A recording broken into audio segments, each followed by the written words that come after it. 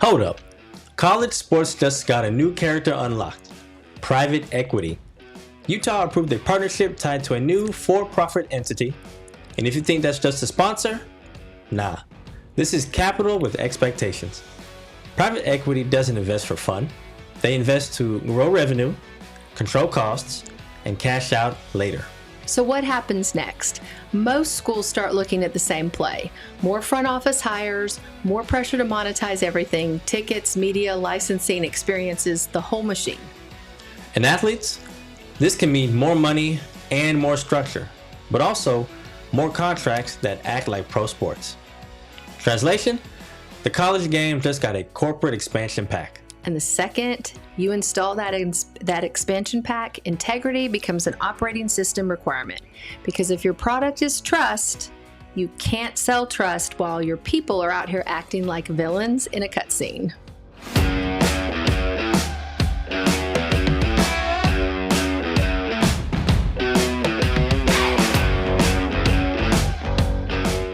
Welcome back to the show. Lee here. And I'm Michael. And today we're talking about something that sounds old school, but it's actually the whole future. Respect.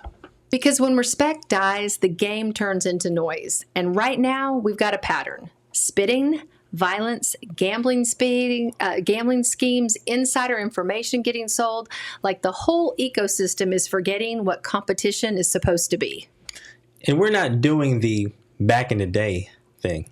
No, because back in the day also had mess. The difference now, though, it's constant. It's documented, it's monetized, and the incentives are getting sharper. Especially when you've got college sports experimenting with private equity structures like Utah's Utah Brands and Entertainment setup. That's money that expects growth. Growth means pressure. Pressure reveals character. So today's roadmap for this podcast is, first of all, cheating in culture and how Coach Prime provides a roadmap for integrity, the spitting wave, off-field violence and alleged crimes, the betting virus, NBA and college cases, and how it affects everything, and then the rebuild, how athletes protect their careers and their name. All right, before we even get to spit, though, we have to talk about something bigger, how bad behavior spreads. Because the moment the leaders treat the rules like optional, the whole sport starts playing like it's a lawless open world game. Exactly. Integrity is not a speech, it's a system. And right now, we keep watching authority figures and programs test the boundaries until the boundaries break. Let's start with Michigan, because this is not sports gossip. This is real-life collision of power, workplace boundaries, and alleged criminal conduct. Former Michigan head coach Sharon Moore was fired after the university found evidence of an inappropriate relationship with a staff member that violated policy. Then he was charged with felony third-degree home invasion and misdemeanors, including stalking and breaking and entering, according to reporting. That's not a distraction, that is an earthquake. And when the person in charge collapses like that, the ripple effect is massive. Players, staff, recruits, families, everybody gets pulled into the vacuum. Also, this is why contracts have moral clauses and for-cause language. Universities and teams aren't just protecting a brand. They're trying to protect an entire ecosystem when leadership goes sideways. All right now, let's talk about the moment competition turns into chaos. Yes, and this happened today. So by the time you're watching this, yesterday, we're gonna in the Newberry versus Ferris State Division II semifinal, a fight broke out and players were actually ejected after punches were thrown, as was seen on ESPN earlier this afternoon. And we're going to be keeping it real. Everybody understands emotions are high. But punches, ejections, that's the moment the game stops being the game. And it's all the same theme. We've got leadership scandals, program cheating scandals, rivalry theft, on-field brawls, different levels, same disease. It's a loss of restraint. All right, pause. Because we just ran through a whole buffet of nonsense. And I don't want anybody walking away thinking, well, that's just sports now. Nope, because the truth is, if you want to see what a program looks like when it's run the way it should be run, look no further than Deion Sanders. Coach Prime is a walking case study in standards. And listen, people can debate his style, They can debate the cameras, the charisma, the flash. But And it's not hard like to debate this. Michigan's been He's living in a consistent about quiet, peaceful integrity bubble even accountability, before and this. respect, especially Right. the The kind earlier of respect sign that's not stealing performative, / advanced respect scouting that actually scandal cost centered you on something. staff for Connell Stallions, That's the and the part that NCAA folks miss. issued Integrity an isn't infraction decision what you that treated the post, conduct it's as what serious, you including enforce. a level 1 And that's exactly violation what we finding just tied covered to in the Chalk impermissible Talk book club with in-person Dion's book, scouting and Elevate related and issues. Dominate, 21 Ways to Win Here's on the and off the cultural field. problem. Because he's Cheating basically doesn't just preaching steal a personal signs, constitution, it steals the discipline, belief that the responsibility, result humility, means something. structure, and a real So obsession now with connect the protecting dots to your our name, private not equity your intro. brand, When college your sports name. become even more And one of the corporate, clearest credibility things, becomes even especially more from the book, valuable, and is scandals how he talks become about how even men more should expensive. treat women. Right. And then He's you've not got casual about rivalry it. behavior In the that book, isn't he frames rowdy, it like a it's moral standard. allegedly You criminal. don't disrespect women. Lane you don't Kiffin use and Miss- women, said and you Miss- don't embarrass women.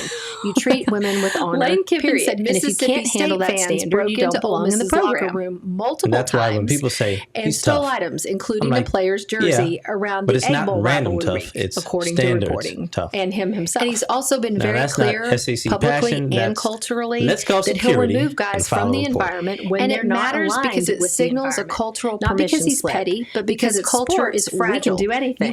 You let No, one player sports break is not the a code, law-free zone. and It's a pretty soon workplace. the It's a code is school optional. environment, and And sometimes that's it's a the exact federally opposite of regulated what we're business seeing in these machine. scandal cycles. Exactly. Look at the theme of today's episode: loss of restraint, loss of shame, loss of respect. Dion's whole thing is you don't get to wear the uniform if you can't carry yourself like it means something. And here's the future facing part, especially with all this money and corporate pressure entering college sports. Programs that don't have standards are going to get eaten alive. You can't monetize trust if your team looks undisciplined. So if you want the antidote to the spitting, the gambling temptations, the violence, and all the chaos, start with what Coach Prime keeps repeating in a myriad of different ways: structure plus accountability plus respect. Which is why we did the Chalk Talk episode the way that we did, because it's not just football, it's a manual for life. And when you understand that, you understand why spit isn't a small thing, because spit is the opposite of honor. So on that note, let's talk about the spitting wave.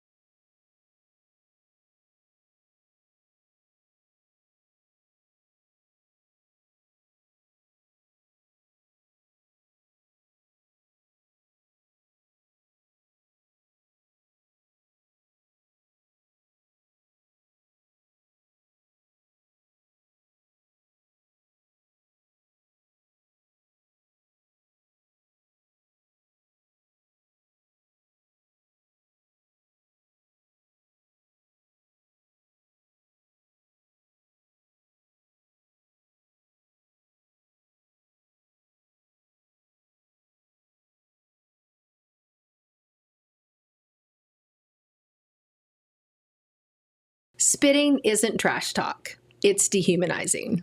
It's saying you're not worth respect, and respect is the whole point of the competition.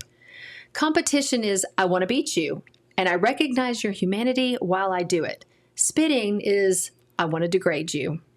In the NFL, Bengals receiver Jamar Chase got suspended a game after the league's said video showed him spitting on Steelers defensive back Jalen Ramsey. And if you're listening and going like, that was just a heat of the moment thing, no, because it triggers fines, suspensions, an appeal process, loss of pay, and quietly, it triggers brand consequences.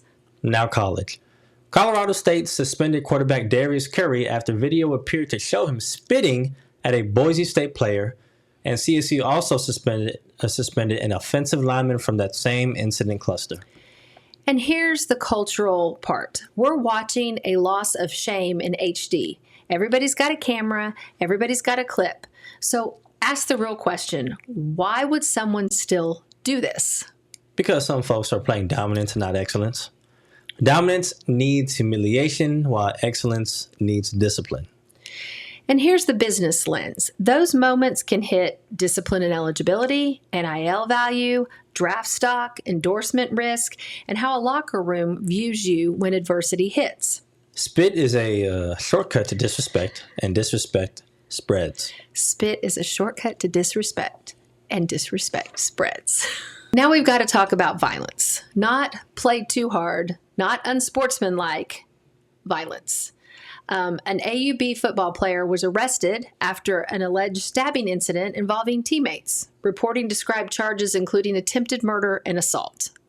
That's not a headline, people. That is people's lives. And legally, that kind of event, again, triggers layers. There's criminal exposure, there's university discipline, scholarship status, team access, possible civil liability, and long-term employability. And psychologically, it rocks the entire team because now the locker room isn't safe. And this doesn't stop at college. Former NBA player Patrick Beverly was arrested on a felony assault charge involving allegations connected to his teenage sister, according to reporting, with his attorney disputing those allegations. Again, allegations. But even allegations can change careers. Sponsors don't wait for court dates to get nervous. Again, look at what is going on in Michigan. This is where the contract talk matters because every one of these becomes a contract question. Roster status, moral clauses, termination language, and future employability.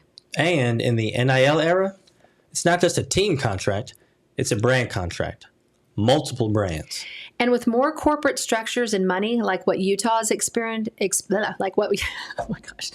with more corporate structures and money, like what Utah is experimenting with, expect more professionalized contract behavior even in college. And we keep mentioning what Utah is experimenting with. If you don't know what's going on yet in Utah, tomorrow on Monday, we have a fast break all about what's going on in Utah. So in private equity. So make sure you tune in for that. Now we hit the big one. Gambling isn't just bad behavior. Gambling attacks the product itself because the product is uncertainty, who wins, who loses, and who performs. If outcomes feel manipulated, fans don't just get mad, they stop believing. Let's talk about NBA gambling and the right now headlines. Well, there's a lot. So federal prosecutors and the DOJ announced arrests and charges in a case involving current and former NBA players and others tied to illegal sports betting and a money laundering conspiracy. And the Terry Rozier case is the kind of story that makes the whole league feel contaminated. Rozier pleaded not guilty to federal wire fraud and money laundering conspiracy charges tied to an alleged betting scheme. That's what sources say. And ESPN reported that a law firm sought records from players and teams connected to the broader NBA gambling investigation. Reporting included allegations about non-public injury info being sold to gamblers. That's the nightmare. Not just a guy made a bad bet, but inside information becomes a commodity. Because once that exists, the question isn't who's great, it's who's compromised. And the scary part is, the incentives don't need many bad actors to poison trust. 1 point shaved here, one mystery injury tip there, and fans stop believing. And then we get into college betting and game manipulation. The NCAA has been dropping decisions and statements that show how serious this is. In November, the NCAA announced infractions decisions involving betting-related game manipulation and or providing information to known bettors across multiple men's basketball cases. Yep, and there are also NCAA updates about individuals being declared permanently ineligible because of gambling violations, because they see this as an existential crisis, as existential. So now between pro investigations and NCAA enforcement, the message is clear. The gambling era is not coming. It is here, and it is hunting all the weak seams. All right, so if you're an athlete listening to all of this, here's a survival kit. First, never share injury info early, ever. Not in DMs, not in private chats, not to close friends. If it's not public, it's sensitive information because gamblers don't need your whole medical chart. They just need one detail at the right time. 2, treat gambling friends like phishing emails with legs. Yep. If someone's trying to pull you into easy money, they're trying to pull you into evidence. Yeah. So, and 3, if it feels like easy money, it's usually a trap with paperwork. Sometimes the paperwork is a contract. Sometimes it's a subpoena. Number 4, build a personal code. Yep. No humiliation, no retaliation, and no shortcuts. And here's the weird truth. A code is freedom because if you've already decided who you are, temptation has less room to negotiate. If the game's not honorable, it's just exercise with the crowd. And we can do burpees at home for free. I'm not doing any burpees. So let's bring the respect back because the money's getting bigger, the cameras are getting closer, and the consequences are getting sharper. So a quick plug before we roll out. If you want the full breakdown of what we're talking about with Coach Prime, like we said, go watch our latest Chalk Talk Book Club episode on Deion Sanders' Elevate and Dominate. We get into the standards piece, how he treats people, how he talks about respect for women, why discipline isn't punishment, it's protection, and how that mindset translates to athletes navigating NIL, money, and pressure right now. It's short. It's not really short. It's 54 minutes, but it's practical and it'll upgrade how you see leadership. Yeah. Think of it like film study for your character. And I guess that's it for episode 16 of the AAA Ball and Play podcast. I'm Lee. And I'm Michael, and we will catch you on the next episode. You're listening to the AAA Ball and Play podcast. Quick note, this is for education and entertainment. Nothing here is legal, tax, or financial advice, and nothing we say creates an athlete-agent relationship.